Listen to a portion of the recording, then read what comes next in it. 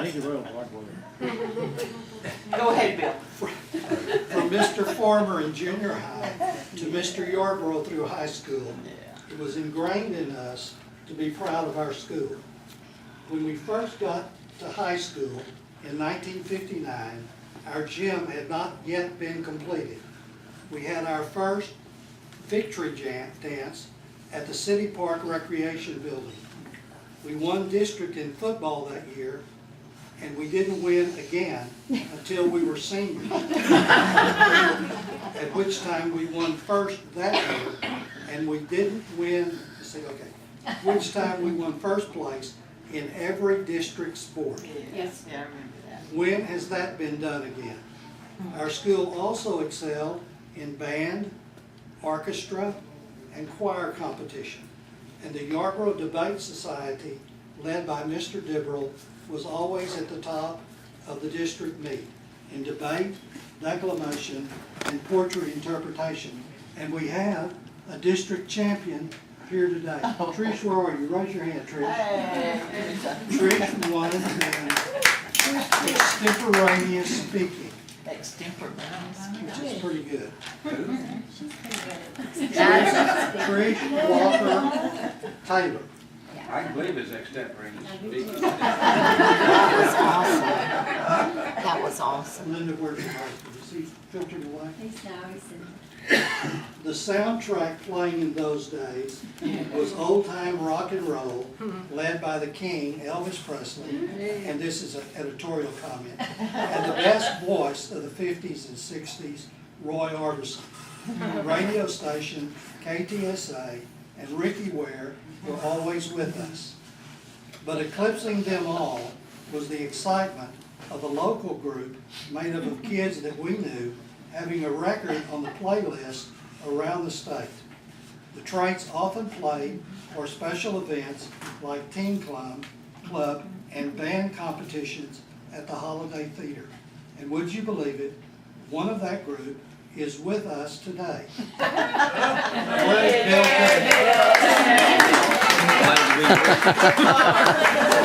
Well, stand up. Sorry. I started to ask who, but thank you, Bill. When They're not. Not yet, quite not good yet. yet. I'm close. Our class was tremendously strengthened by the addition of students from Martindale, Staples, Beverly, Fisher Store, and early on from Gary Air Force Base. We were quite fortunate to have gone through school in our particular era. San Marcos and the neighboring small towns were nurturing communities for children. Who can forget weekend dates at the Holiday and Palace Theaters and the opportunities to see the Bobcats compete in football and basketball in particular. And we had the San Marcos River, which shaped our lives in countless ways. Finally, as freshmen, we saw integration in the high school for the first time.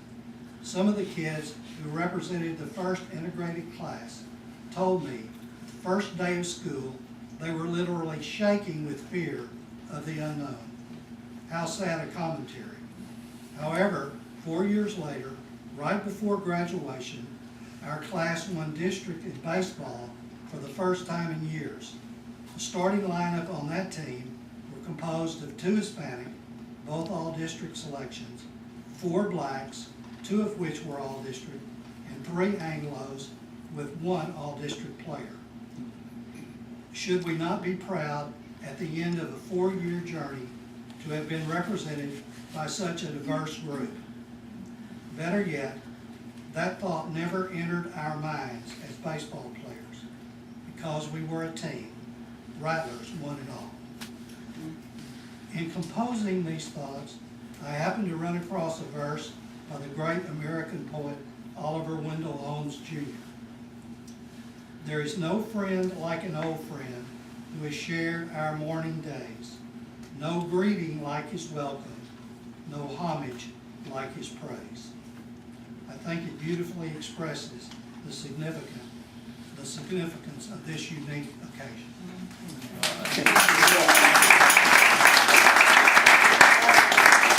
Mary Kevin, are you going next with the memories or what? Yeah, we might, before we move on to Bill. There's a lot of bills here. Let's see mine. What kind of memories does that stir up? Anybody remember anything? Hello? Yeah, long-term memory should be I don't have it written down. We have it memorized. I remember something. Okay. good. I remember our trips on the bus, especially the cheerleaders. Linda will remember that, right, Linda? I remember. And our rollers in our hair, and oh yeah, and we were just and going home with the pillows and sleeping, and the bus trips. And I remember Mr. Selman used to drive the student bus to basketball, I guess in football, but we were always going on band or something else buses then. But Mr. Selman, that's where I became very fond of him, you know, was not only in playing what did he teach us? Geometry, right? Mhm, yeah. Well, that was Miss Some of Bowles. us. I had Miss Bowles. Trigonometry, You're right yeah. about that. Yeah, yeah. But he was and he was a young teacher then, I think. Yes. And I thought about that, because I was a young teacher out at San Marcos High School at a time, and I didn't volunteer to drive a student bus. Thank goodness. I don't think you would have That was liked quite it. a sacrifice, that was a big heart of his. I will never forget, I think it was Mary Ellen and the mayonnaise incident in someone's class. I remember that. I thought that was Ray Harper. Tell us about it. Remember the class was un-air conditioned? The class was Right. un-air Oh, no conditioned, air and they had cinder blocks Yeah. turned on edge out to the hall, so there was some ventilation. They'd open the windows and they'd ventilate out through the halls. And Mr. Selman had a habit Favorite. of reaching up in one particular Yeah. hole between those things at least once during class, and I think it was Mary Evelyn. Put a piece of bread with a whole bunch of mayonnaise on the top of it inside the Or a piece cup. of bread, yeah. Yeah, a piece of bread. And we knew he'd put his hand there.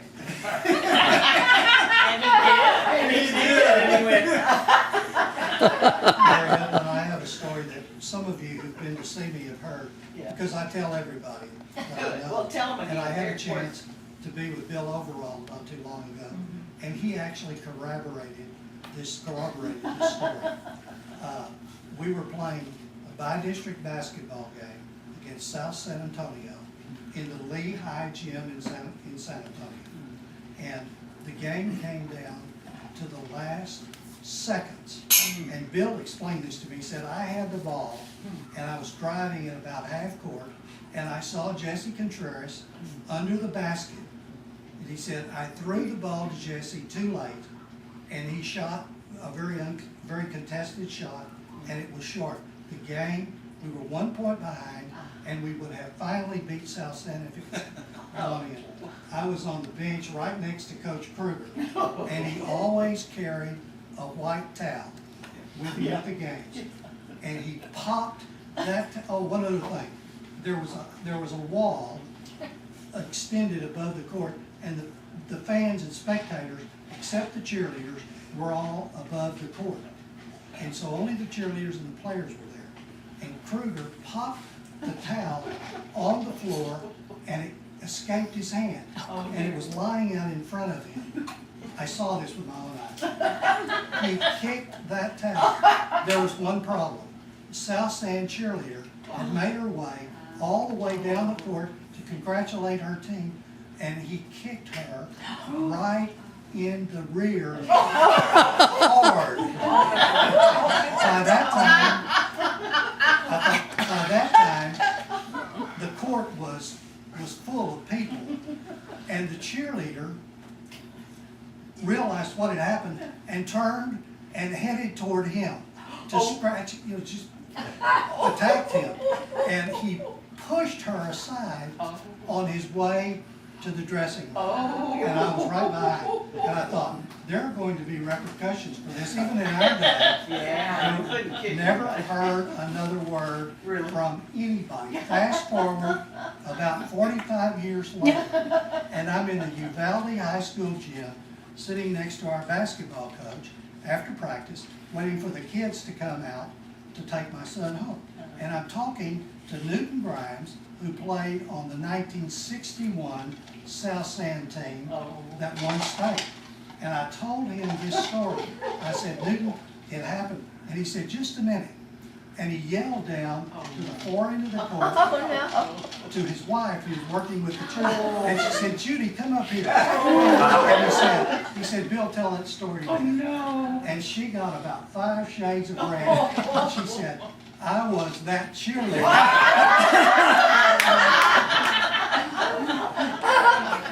So, memories continue. Michael, tell him about Bill Kruger. He called Michael.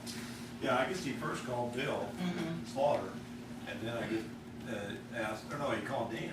Yeah, he called Dan, and we were talking, and because Dan had sent a letter to all the teachers that still were living, I guess, and so he got my number and called me, and I'm, you know, on the phone, he sounded like the same Bill Kruger that he did when he was coaching us back in high school.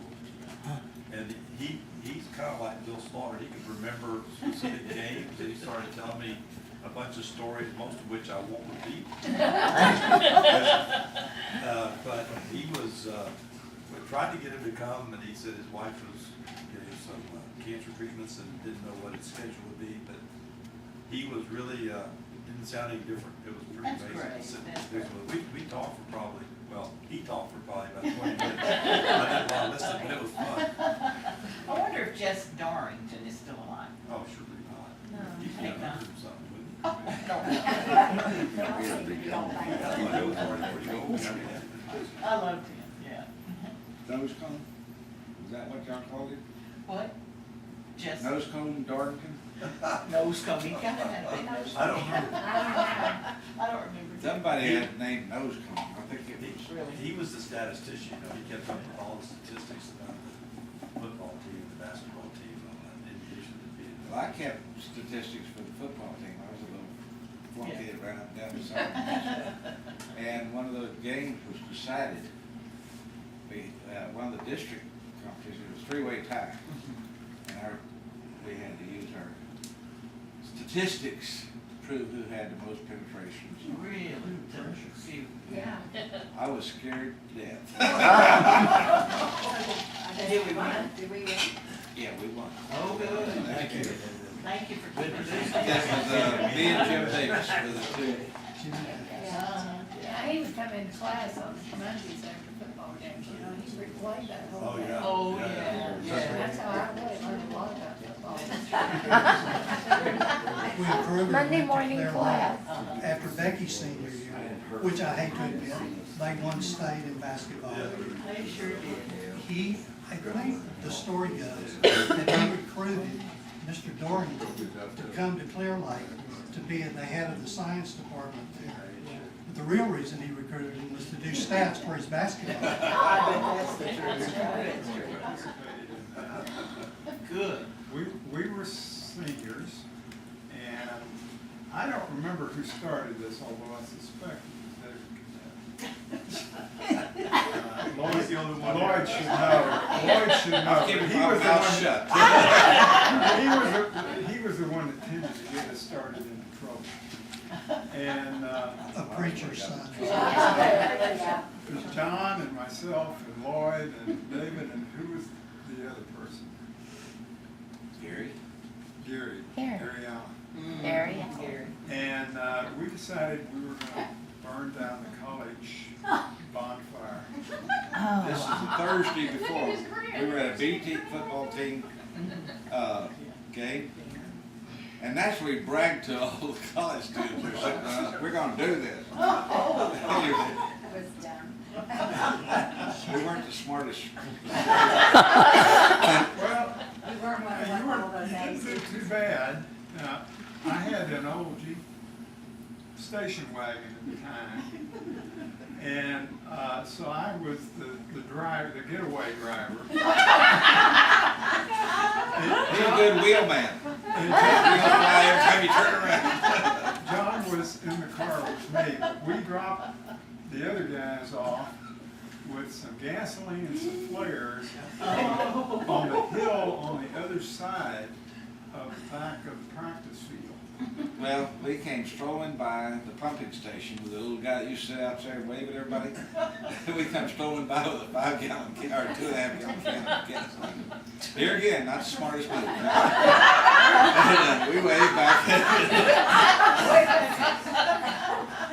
it. And so anyway, so now we've already blown all the miles, you know. We go up there and Gary's pouring gasoline all over the place. And gasoline kind of settles.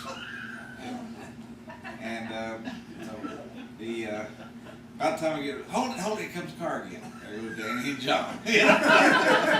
So anyway, so we get all rustled back, you know, run out of the shadows, get over again. Just, here comes Johnny and Danny. So anyway, so finally he threw the match in there. Well, it didn't hit in the vapor cloud. It just. So then he threw the next match in. It hit it. By that time, the vapor clouds got pretty big. Blew him right off his feet. He was up high, and a bunch of This is Gary? It's Gary Allen. Yeah. And Larry Fickey was another one that was in there. And so everybody gets up after the 20, 30 seconds it takes for us to realize that what we've done to go running down and getting set escape vehicle. And so we running out all the way out to almost to Staples. We had gone by, we were just going by, and we saw an explosion that went about 100 feet up in the air. It just roiled on up in the air, and you could see these guys so ready. I mean, it was stop motion, it was just, whoosh. And so we came back around and still didn't see them. And we came back around third, and there was a good bit of commotion going on. We came by a third time, and John heard out the side window of the car. He said, "I think I heard something." We stopped at the creek that's by the road there that goes by the practice field. And these guys had gone all the way over and were down in the creek, and they crawled in out of the creek, all covered with scratches from all the briars and brambles and everything down in there. Well, we'd run headlong through a hedge if you we're slowing down to that They were somewhat excited about where the heck had we been. And they climbed in, and we went out of there, and I don't think we spoke a word of that for years. You didn't tell it till our 50th anniversary. We went out onto the Staples Road there, where we looked back. The flames were still 100 feet tall. Like the whole city of San Marcos was going to go up. Well, it's all how you apply it. I guess Gary had done a good job of sloshing it around and everything. That whole pile of lumber, I mean, it's all brush and everything. They did still have a bonfire. They had enough time, and they got, it wasn't as big as it would have been, but they did have a bonfire. So they didn't catch you? They didn't catch us. I went in and told my dad the next day, I said, "We burned down the bonfire last night." I said, "If I should disappear."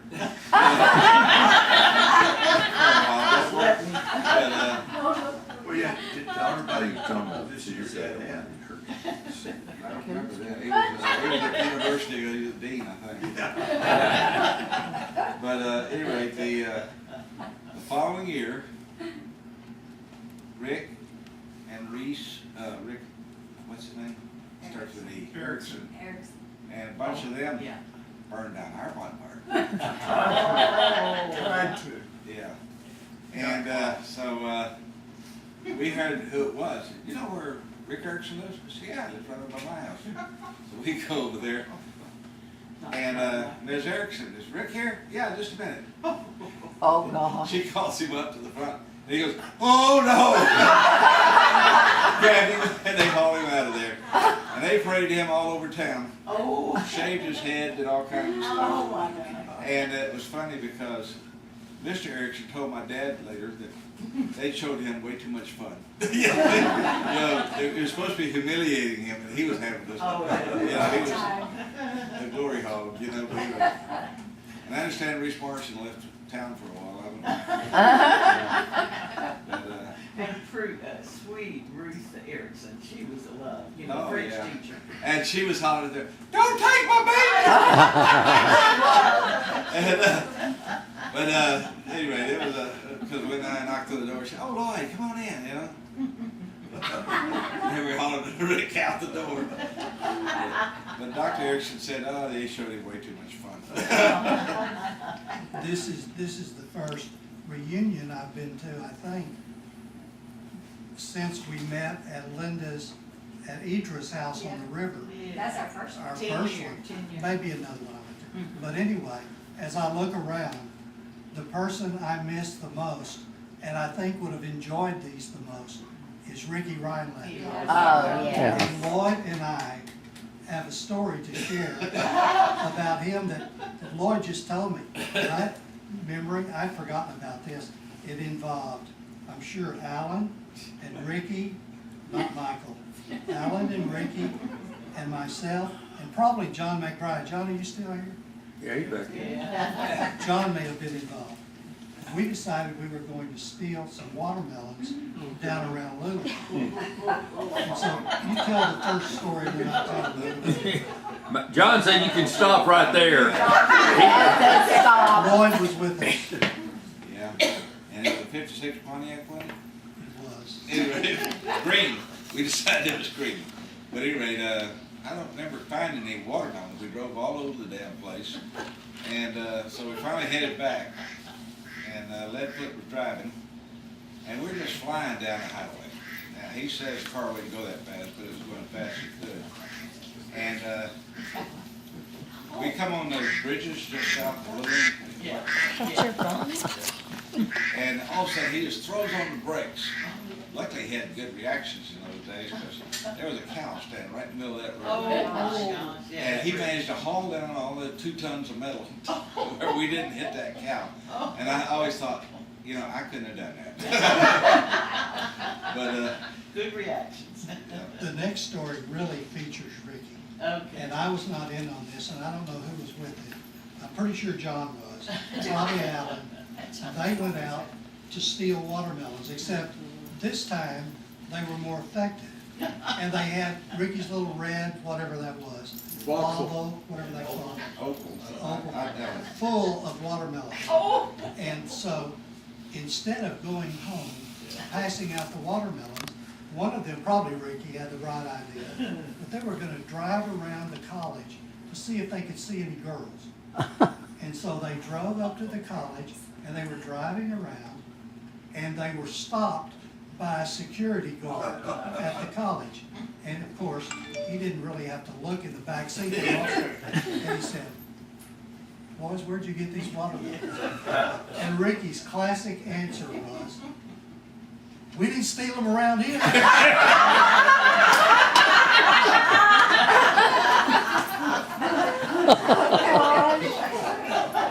So that's my bouquet with Ricky.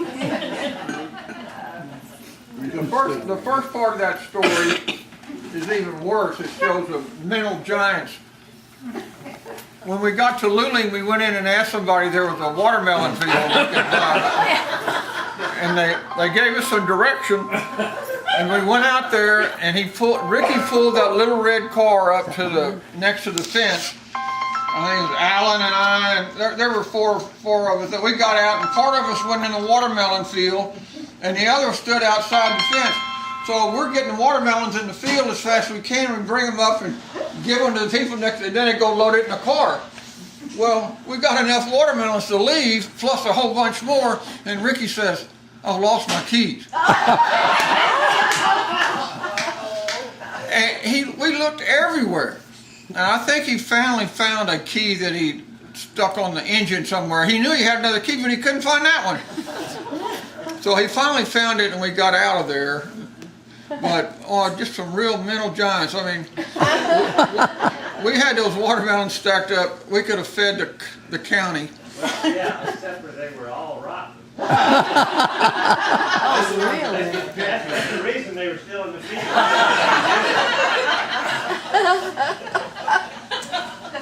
You know, I'll throw in one story here. A lot of y'all have already heard this, but this was classic from high school days. And Ricky and Alan and Michael and Bill ran around a whole lot together. Well, Ricky wasn't on this one, but one night we went out to Michael's house and we decided we were going to go rabbit hunting. And it was cold. Oh, it was cold. You know, back in the 60s, there wasn't too many houses around. So we take off in Michael's daddy's truck. And I'm standing in the back with Alan. And Bill is in the front with Michael. And we saw what we thought were a couple of rabbits, and they went on real fast, and we couldn't get a shot off. They were leaning over the top of the truck. They were real. Oh. Anyway, so I told Alan, I said, you know, I'm going to get ready, and the next one that moves, I'm going to get them. So we're way out there on the other side of Staples somewhere, way out there. And this, now this is a good story. When I tell you here, the dog is okay. The dog is fine. Something appeared, and it turned out to be a little yellow and black dog. Something appeared in the shot out, so I go bang, and I see dirt fly up, whatever, and the dog starts yelling. And then it's black as pitch, and then we keep going down this old dirt road, and then all of a sudden, lights come on in his house. And by this time, I think I heard Bill had said something to Michael. Michael said to Bill, "He shot that dog." So he stopped.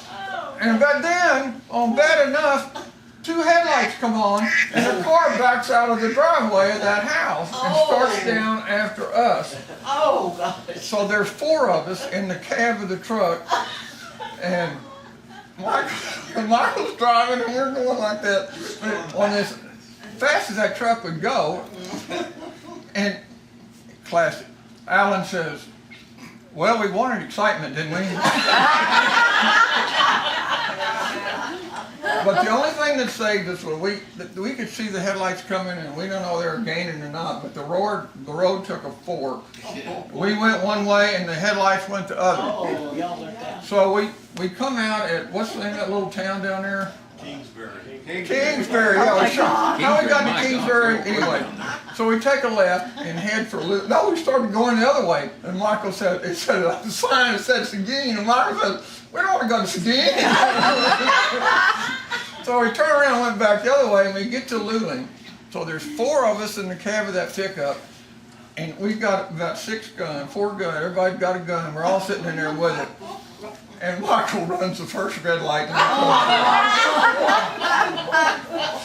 So, but we made it home. But the next day, Michael calls, and he says, "My dad is upset because we lost something off the truck and I had to go look for it." Oh, God. So I think it was Michael told me that he had to retrace the steps, and when he got back to that house, he ducked real low and he went by. But the little yellow and black dog was out running around. So I also want to know why we drove 80 miles that day. That was just a 20-minute drive. Escape route. oh, what you come up with in high school? My God. I don't know. Well, and that's always been classic where we wanted excitement, didn't we? Which leads me to the time that John McBride and Ricky came turtle hunting behind my house in Martindale.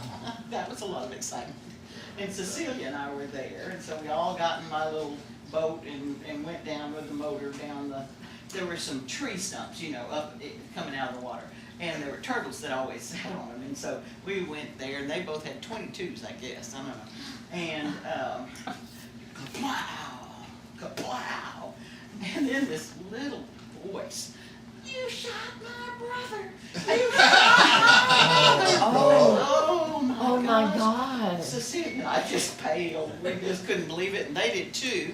And they both shot, which was a good thing because we don't know who shot them. And this little boy had come off from the other side. It had ricocheted off of those wood pieces, and it hit this little Hispanic boy who was sitting on his knees with his arms like this, and that bullet went through both of his wrists and both of the bones in both wrists and didn't break anything. But we still had a. No lawsuit on that one either? No, we lived in a different time. It's a different time, yeah. But I dove in the water to go and go up to a house I knew to use the telephone to call my dad to tell me what to do. And then he called your parents and Ricky's parents and John's parents came out, and it was pretty grim. But the little boy was okay. They took him to That is poor old. Through the bones? How Roger's probably got Ricky osteoarthritis. beached that bow, and all that started happening. And so I got out, and the underbrush was so thick, we had no idea those kids were there. And we found out later the mother said that the kids had heard us down there, so she sent the kids down there to watch us. And they were sitting behind. so I started running up where I could hear him yell, kind of crying. And I started running up there, and of course, I get to this wooden fence, and there's blood on the fence. At this point, you have no idea where they're shot. And I went up to the house, and I remember I had to go around the corner of the house. And I thought that was the last corner I was ever going to make, because I figured Daddy or somebody else was going to be waiting for me on the other side. But when I went around the corner, the mother had the little boy, and he had already wrapped his hands and his wrists in handkerchiefs. And about that time, somebody, I guess Marilyn's parents arrived and took him over to the hospital. I mean, the chances of that happening is just incredibly small. Well, I heard that story one other time, but I heard that he was throwing rocks at y'all. Yeah. He wasn't throwing rocks, but they were just watching. And Well, the person that told that was the one that shot him, and so he was justifying the gunshot. Was that Ricky? Yeah, he told me.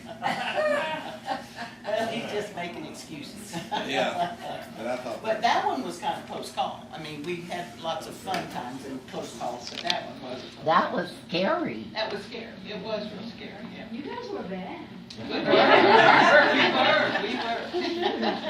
I Well, Danny know. tried to knock me off the railroad trestle down at 5 Mile Dam one time. Who did?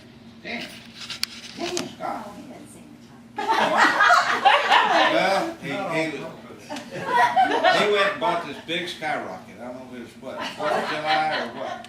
And he had to buy the biggest skyrocket he had. Well, he wanted to watch it go up, so he talked me into walking out that trestle and setting it off for him, so he could watch it go. So I walk out there, I very carefully position it, and I light it. It's just a still night, and it was. And I was sitting there watching it, and it looked like it was getting bigger. And so I turn around and start to run.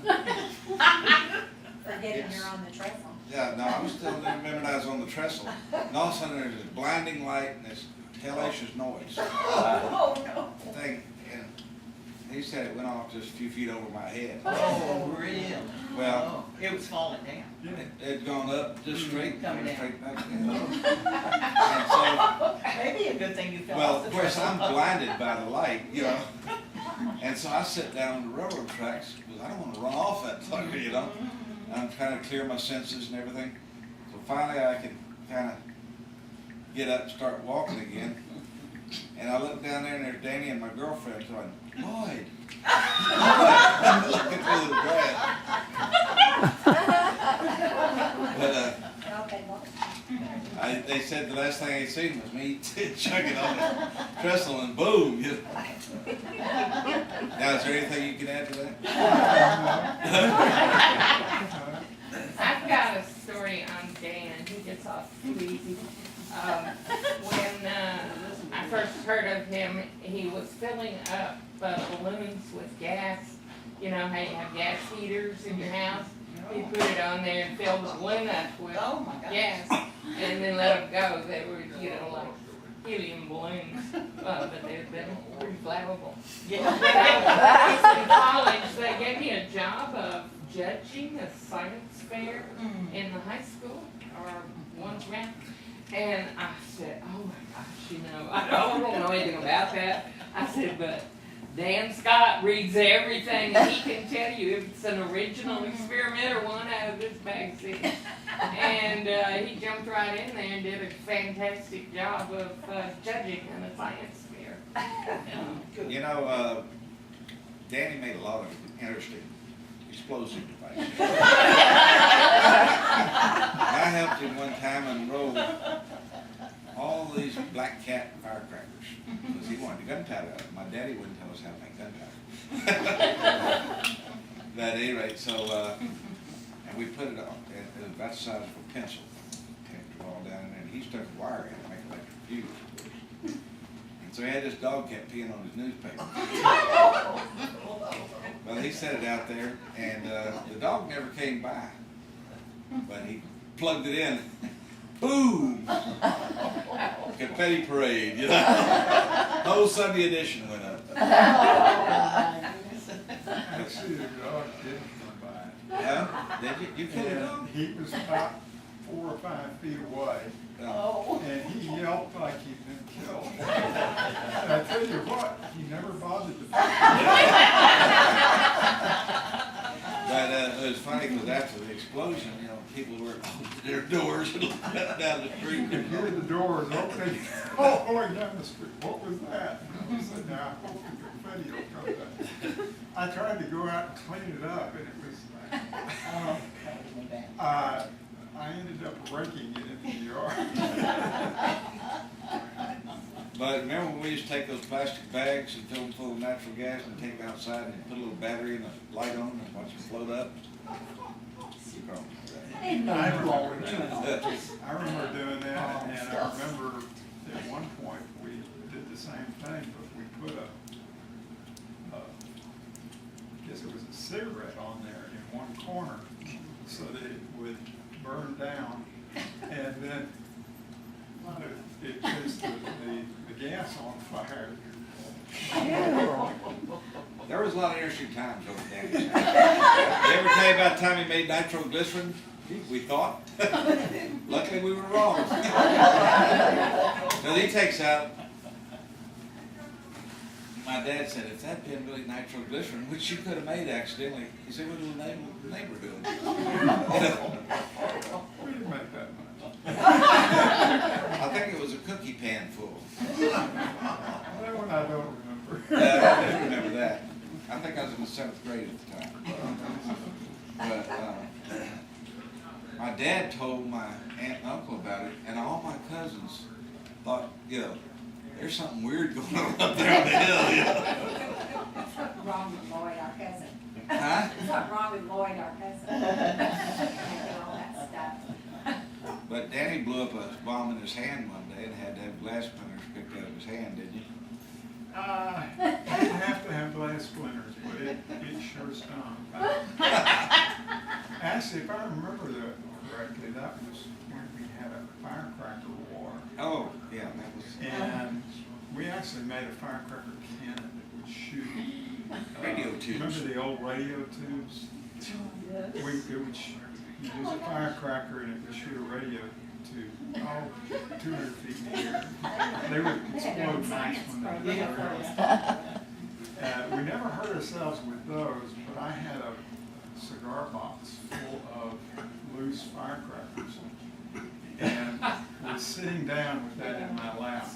Oh, dear. And somebody threw a firecracker and it exploded in my lap. You dropped a thing in it. It wasn't anybody but you. I'll take your word for it. All I know is that that thing went off, and it's just explosions all over everywhere, And we lit a grass fire. it Dad, hurt. do you have any kids? Huh? We know why. Well, first of all, the fuses started burning all the place. He threw them. You know, he didn't want them going off all over his face and everything. And we had about 5 acres on fire at one time there. Oh, my God. And we're all out there beating out the fire. And Y'all were We used to think that football players were tough. These guys would have put us to shame. well, They look so innocent. I know, yeah, where's my mother? he was talking about the firecracker wars with the tubes and everything, rubber tubes. Well, that's back when they had the short beer bottles. Yeah. Well, we'd also put firecrackers nose, light them, and throw them at the younger kids. You know, just to scare them. Tired of sitting there. Well, I think it Richie Henderson lit one, went to throw it, and the firecracker fell out. And he threw it anyway, and they had to take his brother to the hospital with stitches across his face as that beer bottle hit him right in the face. Oh. But, It was Gail that fell off the back of the Yeah. bed. She had to go to the hospital. Oh, my God. No, And we that's went the to one. jail for years. It wasn't for years. I'm gonna tell a tale and you're gonna Parents got stand called with me. that night, and we said, oh, Gail just went out to get something from the car, and she slipped up the steps. Well, we Oh, didn't you're gonna tell stand them with me. then, but, Do I know this story? there was no parents at that party. I wouldn't let my kids go to sleep over without parents being there. But this is what happened, and it was, Rayanne Oliver, Avenel Oliver's house. It was at a house. Yeah, and, Well, it's fun to have memories and go down memory lane. I think we'll move on. Anybody got? I have one. Okay, okay.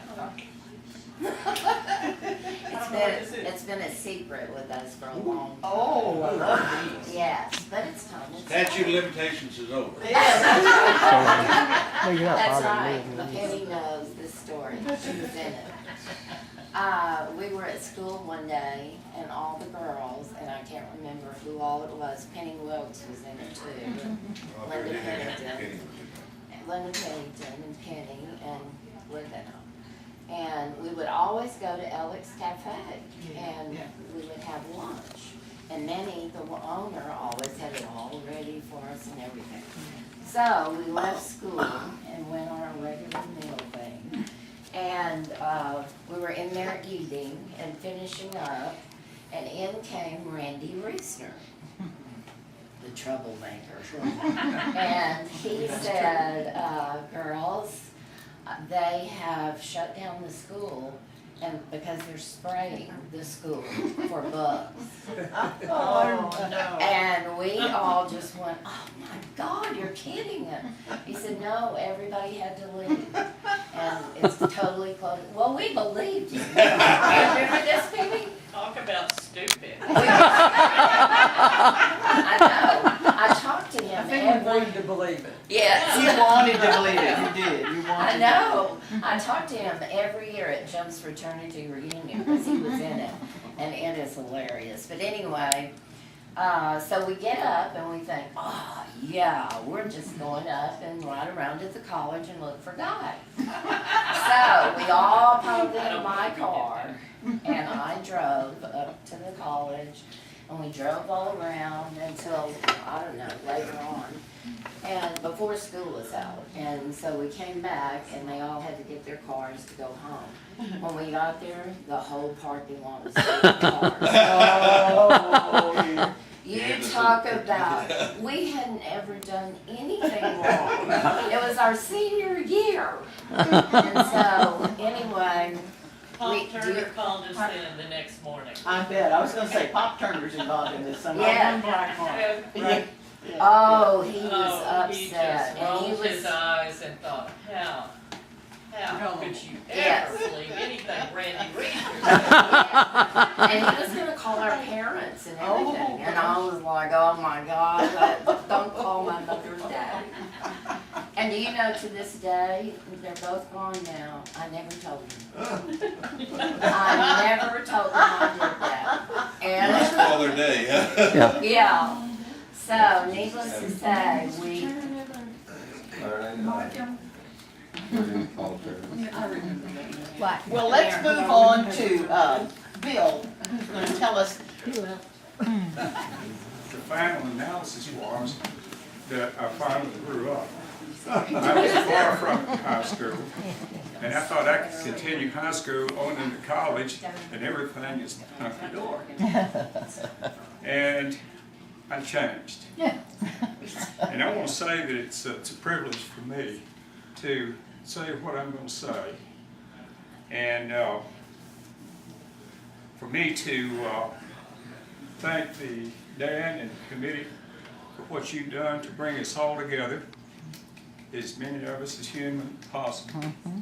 And that's deeply appreciated. The camaraderie still exists, and it should.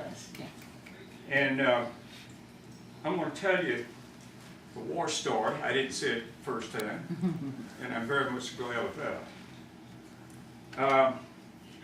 You and I, and those who have preceded us in earthly flight, are war babies. And that's something that you can't say is special, but what is special is how we came to be war babies in the first place. And that's their moms and dads, who were credited with being the greatest generation. They raised us. We have been or are raising.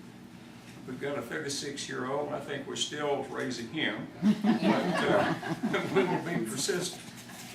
And you know, those people went through for almost the entirety. World War I, the big flu epidemic, the Great Depression, and the war. And we all know what that means. And because that's what we were taught, not World War II, the Second World War, but the war. This was the greatest generation, in my opinion, because it faced some of the most hazardous, difficult situations in the world. So with that thought in mind, I'd like to give you an extreme example of valor that occurred in World War II. It really amazes me to this day. And what it amounts to is, it has to do with the Doolittle raid over Tokyo and other locations in the big islands of Japan. This was problematically almost impossible. And then it became even more impossible that when they had to launch several hundred miles farther out to sea, use more gas, and maybe not reach the Chinese mainland. They knew this from the absolute very beginning. There were 16 aircraft on this raid. 15 were lost, crashed, or ditched. The one that survived landed in the Soviet Union. The plane was impounded and reverse engineered. And that's the way it was. And the crew of 5 was incarcerated. 77 of 80 aircrew members survived this raid. It's absolutely miraculous. 77 of 80. And there's one alive today. Really? I thought he had died just the other day. It's, I'm going to tell you, I hadn't it's heard that. something that happened right here in San Marcos on this Wednesday. The sole survivor of the Doolittle raid was here to be recognized out at the airport. Really? And he was. And the aircraft he flew in is what he later flew in the war. Oh, goodness. Now, he got out. The Chinese got him out of their country. Very good. But 250,000 of them were killed and executed by the Japanese. So this is their frame of reference. So what I would like to say is that one of my heroes of all times is Colonel Dick Cole, United States Air Force retired. He is the sole survivor. The 8th September of last year, he turned 102 years of age. Oh, wow. And the ones that came closest to him, mine, let me not make that comparison, but he has lived a life. Not only was he in this problematically difficult raid, he knew it like everybody else. Chances of him surviving is very, very poor. They all knew that, didn't they, going in?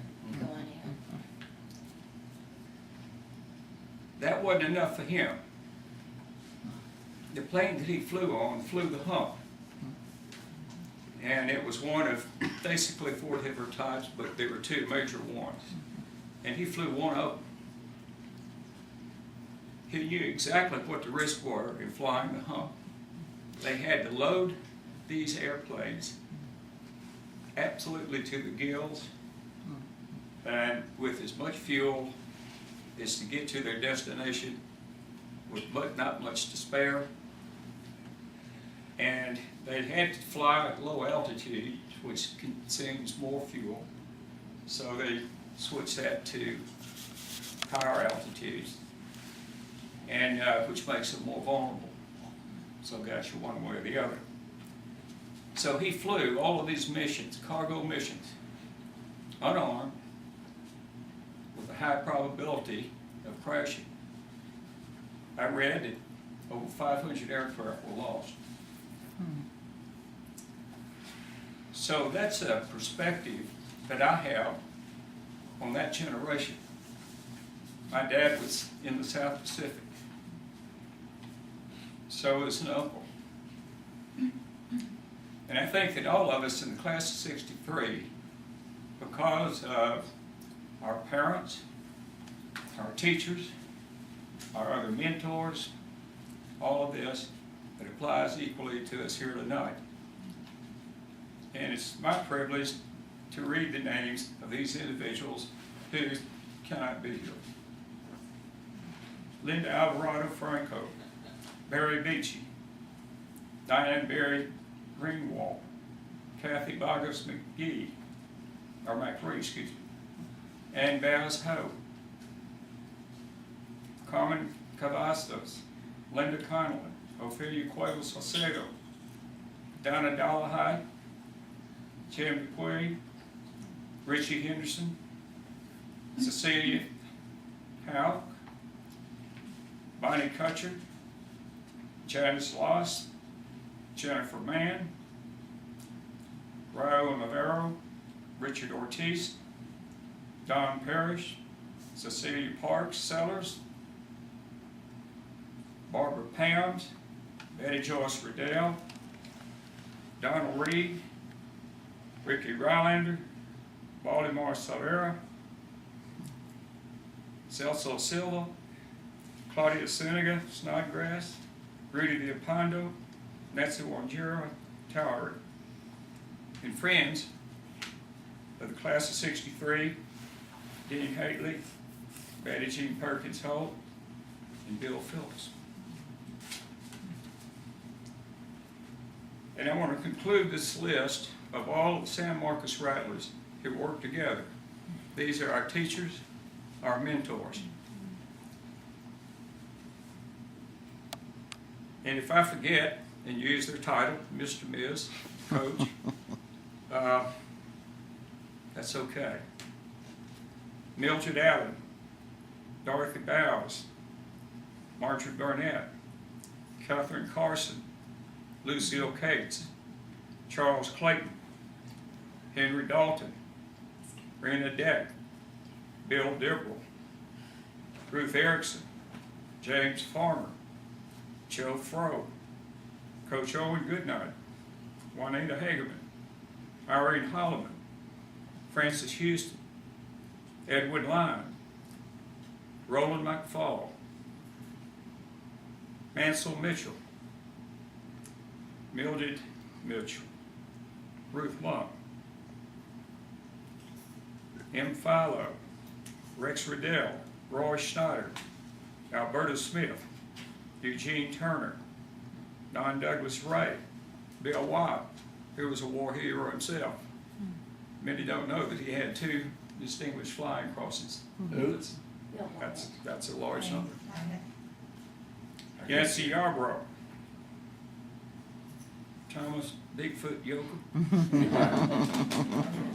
and Robbie Zunker. And those people are some of the most profound mentors that we ever had. And that includes all of the other teachers that we had prior to them and after. And I think it's appropriate for us to pay tribute to them at the same time we do our fellow classmates. Because we all were a team, we still have camaraderie, and that will continue. So one of these days I'll make my final launch and climb out and end up somewhere that I'll find out. You report back, please. Our classmates that preceded us, Yeah. they'll probably be our mentors. And that's fine with me. They're probably doing the twist Because up we'll there get together. joined the club too. God bless them all. Yes, God bless. Thank you, Bill, thank you. Danny had done a good bit of research on these obituaries. Is there anything you'd like to add, Dan? No, not really, other Okay. than I tried to do obituaries for all of our classmates, and I think I got something about everybody except for John Reed, who I just drew a complete blank on. He was killed in a plane crash, wasn't he? In the National Guard? I don't know. I think so. He is a nice guy. But I had a few copies of the obituaries over here, and they've disappeared. I don't know exactly where